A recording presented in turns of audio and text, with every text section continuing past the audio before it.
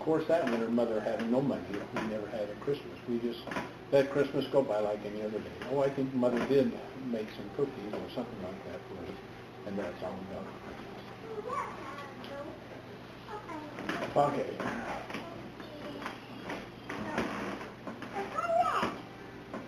Okay. And then after she got married, and then she had my dad and my uncle. His name is Bob. So she had two boys. My Uncle Bob was 4 years younger than my dad. And anyway, they both, when Uncle Bob was 17, he enlisted in service.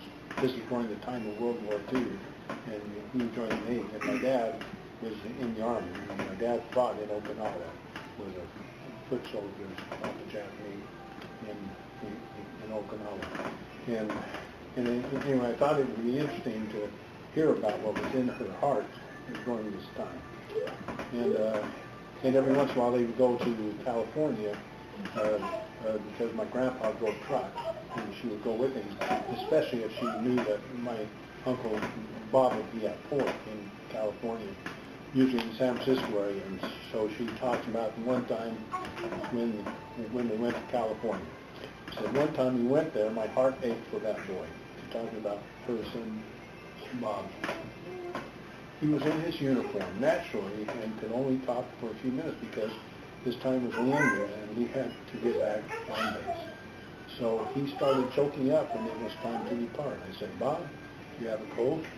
He said that, and I knew all the time he was telling me that it wasn't true. He was so homesick that he wanted to come home. He almost cried because I could see the moisture in his eyes. My heart ached so bad, and I had to say goodbye to him, not knowing that it may be the last time she ever saw him, because of the war. He was only a young man, about 17. Boys that old, it's pretty rough on them to leave home. So I think I cried as many tears as he did. But he survived it, went on his duties, went to his active duty, and returned home. And then it talks about during that time, my grandmother writes, she said, I was working quite a bit at that time. Every night I would come home from work. I would either write Bob a letter, and the next night Louis a letter while they were in the service. So I tried to get it so they would receive a letter twice a week. I often wondered if they got all the letters I wrote, because some of them were pretty hard to write. I guess you'd call them tearjerkers. I know there were teardrops. Many of them fall off the paper that I was writing the letters on. I lived in fear that one day I would get that letter telling me that something had happened to the soldier or the sailor. I prayed and prayed that the Lord would send my two boys home safe and well.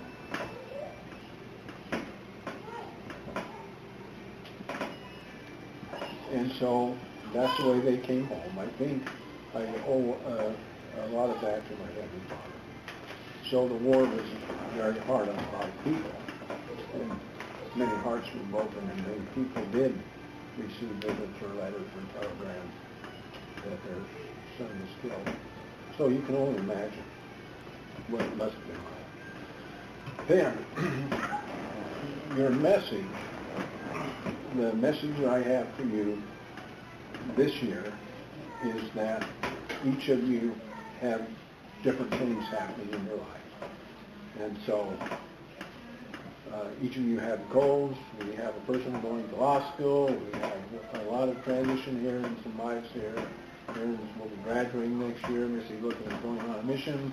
Shay, who knows where the heck she's going.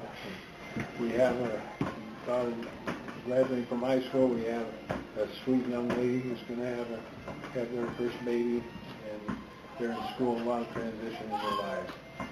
So I have felt very impressed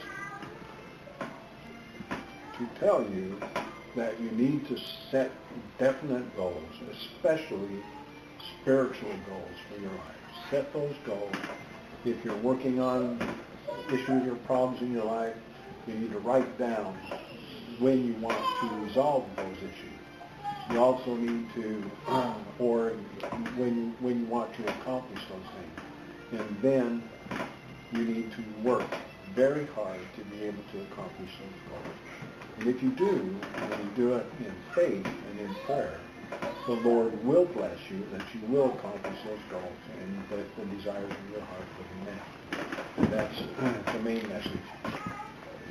And then the other message that I have is that this was my grandma's greatest regret. After she had lived all these years and endured these many trials, she lived through the Depression, and as you read her life history, her story, you read about how the Depression was, how difficult it was. One day, she had run out of coal to heat the house with, and my grandpa was out on the road driving, so she took a little red wagon, put my Uncle Bob in a little red wagon, walked 7 blocks, and I don't know if you know how long the Salt Lake City block is. It takes 5 blocks equals 1 mile in Salt Lake City. So she walked over a mile to get a bag of coal, and she got the bag of coal, put it on the wagon, and put my Uncle Bob on top of the bag of coal, and hauled it home, and that's how they kept heat.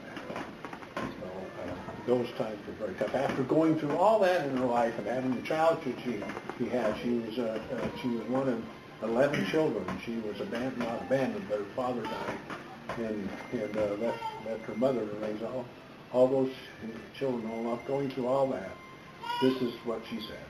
This is her greatest regret. She said,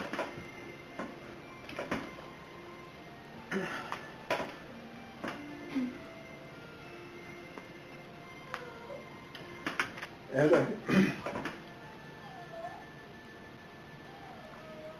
I think back on my life, I can see that there's many, many mistakes I made, but we never know that until it's too late. If I had to do it over again, I would want a bigger family. I can have more family. So my advice to my grandchildren is from my own experience, and she's talking to you. Don't stop at just 1, 2, or 3 children. The more you have, the more happiness you'll have in your old age. My unhappiness in